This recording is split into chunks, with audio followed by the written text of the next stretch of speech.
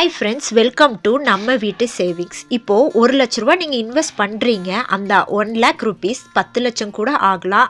அதே அமௌண்ட் 90,000 கூட ஆகலாம். இதில் எது நடக்கும்? அதுதான் இந்த வீடியோவில் நம்ம பார்க்க போகிறோம். லம்சம் அமௌண்ட் இன்வெஸ்ட்மெண்ட் பற்றி நிறைய பேர் கேட்குறாங்க. அதில் போடலாமா, ரிஸ்க் எவ்வளோ இருக்குது, காம்பவுண்டிங் எப்படி ஒர்க் ஆகுது அப்படின்னு. இந்த ஒரு வீடியோ பார்த்தீங்கன்னா உங்கள் எல்லா டவுட்ஸும் கிளியர் ஆகிடும். ஃபஸ்ட்டு நம்ம எதை பற்றி பார்க்க போகிறோன்னா, லம்சம்னா என்ன? லம்சம்னா ஒரே தடவையில் ஒரு பெரிய அமௌண்ட்டை நம்ம இன்வெஸ்ட் பண்ணுறது. 1 லட்சம், 5 லட்சம், 10 லட்சம் அப்படின்ட்டு. அடுத்து NAV எப்படி ஒர்க் ஆகுது? மியூச்சுவல் ஃபண்டில் இன்ட்ரெஸ்ட் எல்லாம் கிடையாது. NAV தான் எல்லாமே. எக்ஸாம்பிளுக்கு இப்போ நீங்கள் 1 லட்ச ரூபா இன்வெஸ்ட் பண்ணுறீங்க. NAV ப்ரைஸ் வந்து 100 ரூபா இருக்குது ஒரு யூனிட்டுக்கு அப்படின்னா உங்களுக்கு 1000 யூனிட்ஸ் கொடுப்பாங்க 1 லட்ச ரூபா இன்வெஸ்ட் பண்ணும்போது. இப்போ மார்க்கெட் வந்து மேலே போயிட்டே இருக்குது, நல்லா க்ரோத் இருக்குது. அப்போ வந்து NAV ப்ரைஸ் வந்து 150 ரூபா ஆகுது அப்படின்னு நம்ம அஸ்யூம் பண்ணிக்கலாம். அப்போது உங்கள் போர்ட்ஃபோலியோ வேல்யூ வந்து 1.5 lakhs. இப்போது மார்க்கெட்டு வந்து கம்மியாகிக்கிட்டே இருக்குது, டவுன் ஆகிட்டே இருக்குது. இப்போது அதே NAV ப்ரைஸ் வந்து 90 ருபீஸ்னு ஆகுது. NAVயோட வேல்யூ குறைஞ்சி 90ன்னு வருது அப்படின்னா அப்போ உங்களுடைய போர்ட்ஃபோலியோ வேல்யூ வந்து 90,000 அப்படின்னு இருக்கும். இதில் முக்கியமான பாயிண்ட் என்னென்னா, யூனிட்ஸ் வந்து சேம் தான், அதே 1000 யூனிட்ஸ் தான் இருக்கும். ஆனால் இந்த NAVயோட ப்ரைஸ் சேஞ்ச் ஆகிறதுனால உங்களுடைய ப்ராஃபிட் அப்படின்றது மேலேயும் கீழேயும் போயிட்டு வருது. உங்கள் ப்ராஃபிட் ப்ரைஸ் வந்து ஃபிக்ஸ்டு கிடையாது, அது டெய்லியுமே சேஞ்ச் ஆகும்.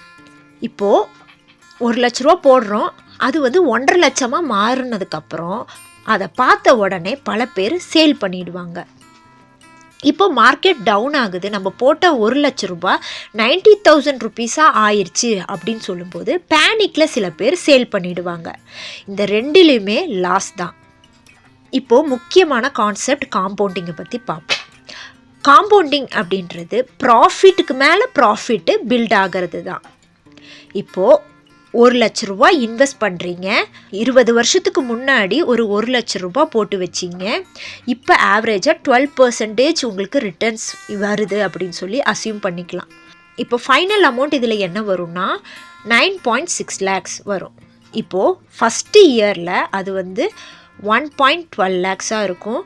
ஒரு 5வது வருஷம் நம்ம பார்க்கும்போது 1.76 lakhs இருக்கும்.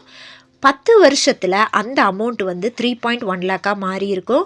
15 வருஷத்தில் 5.4 lakhs மாறி இருக்கும். நீங்கள் 20 வருஷம் இன்வெஸ்ட் பண்ணும்போது அந்த 1 லட்ச ரூபா நீங்கள் இன்வெஸ்ட் பண்ண அமௌண்ட் 20 வருஷம் கழித்து உங்கள் கையில் 9.6 lakhs உங்கள் கையில் வரும்.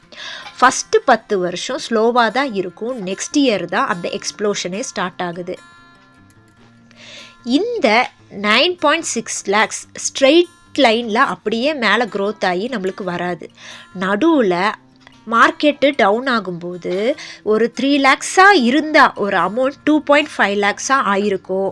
அதுக்கப்புறம் அது 5 lakhsலேயும் இருந்திருக்கும், 4 lakhsலேயும் இருந்திருக்கும். அப்படி ஃப்ளக்சுவேட் ஆகி தான் 20 வருஷத்துக்கு அப்புறம் அந்த 9.6 lakhs நம்ம கையில் கிடச்சிருக்கு. ஏன்னா இது FD மாதிரி கிடையாது, மார்க்கெட் பேஸ்ட் இன்வெஸ்ட்மெண்ட். அதனால் இன்ட்ரெஸ்ட் அப்படின்றது லாக்காக இருக்காது, வேல்யூ ஃப்ளக்சுவேட் ஆகிட்டு தான் இருக்கும். இந்த லம்சம் அமௌண்ட் போடுறதுனால என்னென்ன அட்வான்டேஜ் அப்படின்னு பார்த்தீங்கன்னா, மார்க்கெட் லோவாக இருக்கும்போது ஒரு ஹியூஜ் ப்ராஃபிட் வந்து கிடைக்கும். நீங்கள் ஃபுல் அமௌண்ட் ஃபஸ்ட்டே போடுறதுனால அது சீக்கிரமாகவே ஒர்க் ஆக ஸ்டார்ட் ஆயிரும். காம்பவுண்டிங் உங்களுக்கு ஸ்ட்ராங்காக இருக்கும். இதில் இருக்க டிஸ்அட்வான்டேஜஸ் என்ன அப்படின்னு பார்த்தீங்கன்னா, நீங்கள் ஒரு தப்பான டைமிங்கில் போட்டிங்க, மார்க்கெட் வேல்யூ ஹையாக இருக்கும்போது வாங்கியிருக்கீங்க அப்படின்னு சொல்லும்போது அது உங்களுக்கு லாஸாக தான் இருக்கும். இதில் எமோஷ்னல் ஸ்ட்ரெஸ் ஜாஸ்தி. ஏன்னா நம்ம போட்ட அமௌண்ட் கம்மி ஆக நம்மளுக்கு டென்ஷன் தான் ஆகும். ஆவரேஜிங் கிடையாது. ஸ்மார்ட் ஸ்ட்ராட்டஜி என்னன்னு பார்த்தீங்கன்னா, ஒரு லம்சம் அமௌண்ட் நீங்கள் போடணுன்னா மார்க்கெட் கரெக்ஷனுக்கு வெயிட் பண்ணுங்கள். ஃபுல் அமௌண்ட் ஒரே நாளில் போடாதீங்க. 3 to 6 மாதத்துக்கு அந்த அமௌண்ட்டை ஸ்ப்ளிட் பண்ணி போடுங்க. மினிமம் 5 to 10 years ஆகுது அந்த அமௌண்ட்டை அப்படியே விடுங்க. சீக்கிரமே எடுக்கணும்னு நினைக்காதீங்க. 10 yearsக்கு மேலே இருந்தால் இன்னும் நல்லது. இப்போது லம்சம் அமௌண்ட்டுக்கும் எஸ்ஐபிக்கும் உள்ள கிளாரிட்டி என்ன அப்படின்னா, லம்சம் அமௌண்ட்டுன்றது ஹை ரிஸ்க் ஹை ரிட்டர்ன் கிடைக்கும். எஸ்ஐபின்றது சேஃப் பட் ஸ்டெடி. லம்சமில் சக்ஸஸ் பார்க்குறது மார்க்கெட்டோட டைமிங்கில் இல்லை, டைம் இன் மார்க்கெட்டில் தான் இருக்குது. காம்பவுண்டிங் மேஜிக் பேஷன்ஸாக இருக்கிறவங்களுக்கு மட்டும்தான் அது ஒர்க் ஆகும். 1 லட்சம் உங்கள் லைஃப்பை சேஞ்ச் பண்ணுமா இல்லையா, அது அமௌண்ட்டில் இல்லை, நீங்கள் வெயிட் பண்ணுற அத்தனை வருஷத்தில் தான் இருக்குது.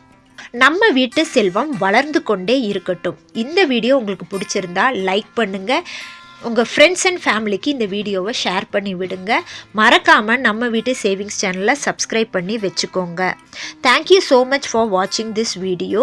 இன்னொரு நல்ல வீடியோவில் உங்களை நான் சந்திக்கிறேன். Until then, bye from Manibadi.